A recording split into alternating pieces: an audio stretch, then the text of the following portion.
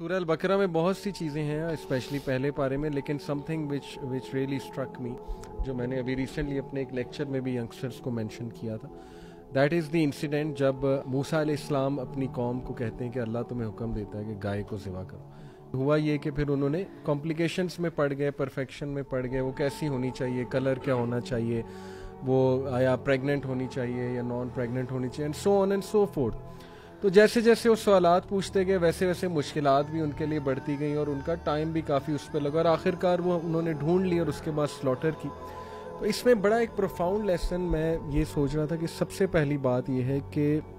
अगर किसी की इंटेंशन ठीक है तो उसका मसला वैसे भी हल हो सकता है। यानी इंटेंशन होनी चाहिए टू ओबे अल्लाह सुब्हानहू व तआला। Most of us we struggle to find a person कि हाँ हम उसके पास जाएंगे तो हमारा मसला हल होगा, जबकि मसला हल करने वाली ज़ात अल्लाह सुब्हानहू व तआला की है। देखें,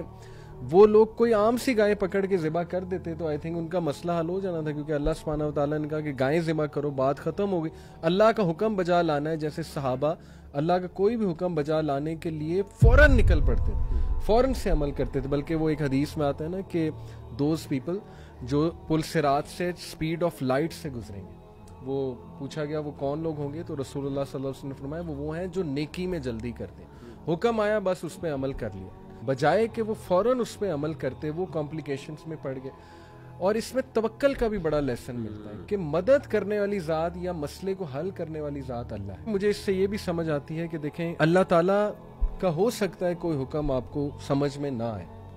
लेकिन you have to obey it. It's a test of obedience कि अल्लाह सुब्हानहू व तआला जो है वो आपको टेस्ट कर रहा है कि आप ओबीडियंस शो करते हैं या आप बहुत ज़्यादा कॉम्प्लिकेशन या क्वेश्चंस में पड़ जाते हैं। तो मैं लोगों को ये पैगाम देना चाहता हूँ कि देखें, बहुत से लोग मसाइल लेकर आते हैं और वो ये ढूंढ रहे होते हैं फलाना बंदा मेरा मसला सुनेगा तो मेरा मसला जो है ना वो हल होगा। इसका मतलब है कि उनका तवक्कुल उस बंदे पे है, जबकि अगर वो अल्लाह से मदद तलब करें, अल्लाह पे तवक्कल करें तो